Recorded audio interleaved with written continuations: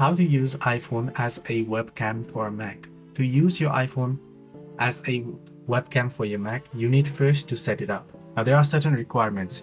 You need iOS 16 or higher, so head into General, head into About, and make sure you have iOS 16 or later on your iPhone, macOS Ventura or later on Mac.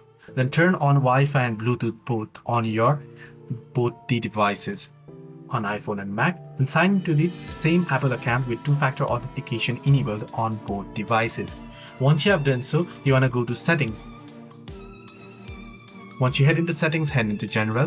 Once you head into General, head into AirPlay here and Continuity option on your iPhone, and make sure the feature is turned on.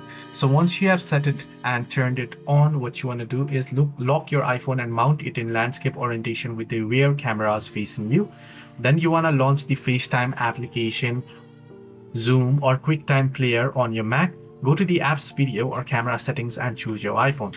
Now, you also want to go to System Settings and input on your Mac to use your iPhone as a microphone. Set it up. It works wirelessly, but you can also plug your iPhone in via USB and you are good to go. Hope this video was helpful. To like and subscribe.